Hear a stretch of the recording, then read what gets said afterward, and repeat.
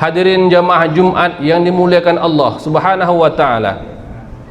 Marilah kita tetap terus bersyukur kepada Allah atas segala kondisi dan keadaan yang kita hadapi.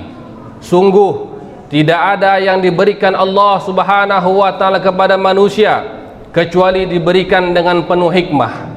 Apabila diberikan kenikmatan, maka dalam kenikmatan itu ada hikmah. Dan apabila diberikan cobaan, maka dalam cobaan pun ada hikmah. Intinya, di segala kondisi dan keadaan kita tetap bersyukur kepada Allah Subhanahu wa taala. Alhamdulillahi rabbil alamin. Salawat dan salam kepada baginda Muhammad sallallahu alaihi wasallam. Beliau adalah suri tauladan kita. Mudah-mudahan kita semua dapat mencontoh beliau sehingga kita pantas dan layak mendapatkan syafaatnya kelak.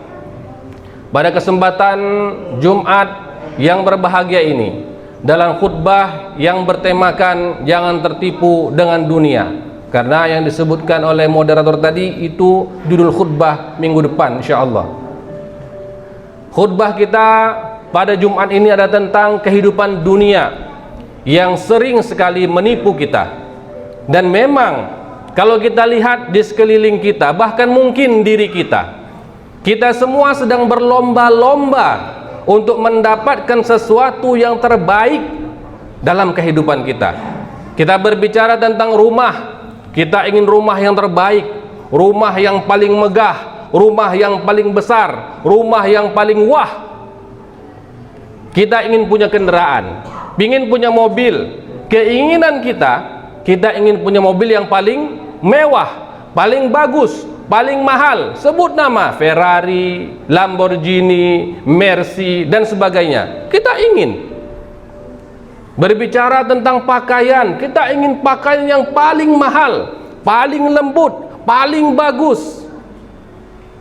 Karena memang Allah Subhanahu wa taala menciptakan manusia dengan sebaik-baik bentuk. Laqad khalaqnal insana fi ahsani taqwim. Maka memang Allah memberikan kepada kita keinginan menggunakan, mendapatkan segala sesuatu yang paling baik. Ini fitrah manusia. Maka ini tidak salah. Bahkan di dalam Al-Quran disebutkan kalau berdoa bagaimana? Rabbana atina fid dunya hasanah wa fil akhirati hasanah wa qina adzabannar. Tidak salah. Silahkan. Kita mau berlomba untuk mendapatkan yang terbaik dalam kehidupan kita, tak ada masalah. Akan tetapi subhanallah, kebanyakan dari kita ketika sudah niatnya untuk mencari yang terbaik, dia lupa meniatkan semua ini untuk Allah Subhanahu wa taala. Karena Allah Subhanahu wa taala, sehingga yang ada di dalam pikirannya hanya ingin mendapatkan kenikmatan-kenikmatan di dunia saja. Ingin dapat rumah yang mewah, yang megah, yang besar. Dia jadikan mendapatkan rumah mewah itu sebagai tujuan, maka dia akan menghalalkan segala cara untuk mendapatkannya. Dia ingin memiliki mobil yang mewah, tapi tujuannya memang ingin dapat mobil mewah, bukan digunakan untuk berangkat ke masjid. Sehingga segala cara ia lakukan untuk mendapatkan mobil mewah. Begitulah manusia sering sekali tertipu dengan kehidupan dunia ini. Makanya Allah Subhanahu wa taala telah mengingatkan di dalam Al-Qur'an, ya ayyuhalladzina amanu, wahai orang-orang yang beriman, la tulhikum amwalukum wala auladukum an dzikrillah. Janganlah sampai harta kalian itu, anak-anak kalian itu menyebabkan kalian itu lupa dari mengingat Allah Subhanahu wa taala. Wa may yaf'al dzalika faulaika humul khasirun. Dan siapa yang melakukannya, mereka itu termasuk orang-orang yang merugi. Kenapa merugi? Karena sesungguhnya kehidupan di dunia, wa mal hayatud dunya illa mata'ul ghurur. Kehidupan dunia ini hanyalah senda gurau semata. Walal akhiratu khairu wa abqa. Akhirat itu lebih baik dan lebih kekal. Kita punya rumah mewah. Berapa lama rumah itu punya kesan mewah? 30 tahun, 40 tahun. Setelah itu jadi rumah tua. Kita punya mobil mewah, hari ini kita beli, tahun depan ada model baru. 10 tahun kemudian jadi mobil yang tak lagi mengkilat. 20 tahun jadi mobil usang. Padahal sebelumnya mobil mewah, paling gres, paling hebat. Pakaian yang kita pakai berapa lama tahannya? Dia akan lusuh. Kekayaan kita, dia akan berakhir. Karena toh kehidupan kita akan berakhir dengan dibalut kain kafan di bawah tanah. Semua akan berakhir. Maka jangan pernah tertipu. Kalaulah kita jadikan dunia ini sebagai tujuan dari kehidupan kita, maka sungguh kita merugi. Karena berapa banyak di antara kita yang dilahirkan bukan dari keluarga berada. Kita bilang miskin. Orang miskin susah jadi kaya. Susah. Siapa tahu memang takdir terus miskin. Biarlah saya miskin di dunia, tapi saya tak mau miskin di akhirat. Karena apa? Di dunia kalau kita miskin hanya miskin 60-70 tahun. Kalau miskin di akhirat, miskin selama-lamanya. Lahir di dunia dari keluarga kaya, keluarga berada, ditakdirkan di dunia menjadi orang kaya. Berapa lama tahan kekayaannya? Seumur hidup, Ustaz. Berapa lama umurnya? 60-70 tahun. Setelah itu selesai. Kalaulah dia tetap menjadi orang kaya sampai di akhirat, itu baru luar biasa. Tetapi sungguh rugi orang yang kaya di dunia, punya segalanya di dunia, lalu di akhirat menjadi orang yang paling miskin, papa tak punya apa-apa. La haula wala quwata illa billah. Segala sesuatunya ini seperti roda pedati. Kadang kita ada di atas, kadang kita di bawah. Yang penting jangan kita tertipu. Dunia ini hanyalah sementara saja. Jangan jadikan kehidupan dunia sebagai tujuan, sehingga kita menghalalkan segala cara untuk mendapatkan keinginan kita. Biarlah keinginan tertinggi kita itu adalah akhirat. Sehingga nanti ketika kita berjumpa dengan Allah Subhanahu wa taala, ya Allah, dulu Engkau takdirkan aku ini miskin, ya Allah. Aku ingin menikmati kekayaan yang sesungguhnya di surgamu. Allah akan berikan untuk kita. Allah Maha Pemurah kalau sudah masuk dalam surga.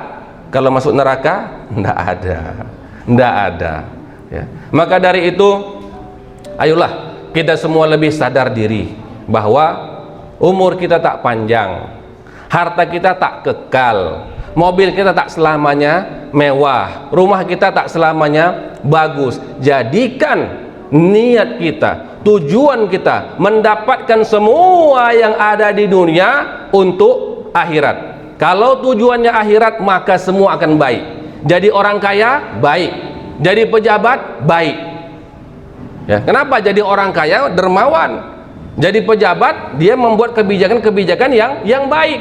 Tapi kalau tujuannya hanya di dunia, inilah banyak terjadi kekacauan demi kekacauan. Maka di akhir khutbah kita saya ingin menyampaikan sebuah hadis dari baginda sallallahu alaihi wasallam, la tazulu qadama abdin yaumal qiyamah. Tidaklah bergerak kaki seorang hamba pada hari kiamat hatta yus'alu an, sebelum ia ditanya tentang umrihi fima afnah, umurnya kemana ia habiskan, dalam ketaatan atau kemaksiatan. Wa an ilmihi, ilmunya, fima amal, apakah dia sudah amalkan? Karena ilmu ini kan ada dua, ilmu yang bisa membawa kebaikan, ilmu yang membawa pada kejahatan. Mencuri itu kan juga ada ilmunya. Siapa bilang mencuri itu nggak punya teknik, trik dan ilmunya? Saya biasa masuk ke lapas, itu pencuri-pencuri yang biasa nyurinya nyuri ayam, keluar dari lapas bisa nyuri mobil dia. Banyak ilmu di sana rupanya. Ya. Apakah ilmu jadi amalkan? Ilmu yang baik mesti dia amalkan, ilmu yang buruk dia tinggalkan. Jangan juga, Ustaz, saya ada ilmunya tapi ilmu buruk saya amalkan juga, takut hadis tadi, Ustaz. Salah. Ini salah. Ilmu yang baik diamalkan, ilmu yang buruk yang kita punya mungkin dari masa lalu kita tinggalkan. wa an malihi, terhadap hartanya. Ini paling berat. Min aina iktasabah, dari mana ia dapatkan, wa fima anfaqah, dan kemana ia belanjakan. Dan yang terakhir, subhanallah, diamalkan Allah Subhanahu wa taala, an jismihi fima ibtalah, tubuh kita ini, ya, ketika kita masih muda, masih kuat, bagaimana kita menggunakan tubuh kita ini? Apakah kita gunakan untuk kebaikan atau kemaksiatan? Kita tak akan bergerak kaki kita sebelum tanyakan tentang 4 hal ini. Maka jangan ada yang mengatakan, Ustaz, ini umur saya, kenapa Ustaz pula yang melarang-larang? Ustaz tak melarang, bukan Ustaz yang kasih umur. Yang kasih umur itu Allah. Tanya sama Allah, debat sama Allah, ya Allah, ini umurku, suka-suka aku.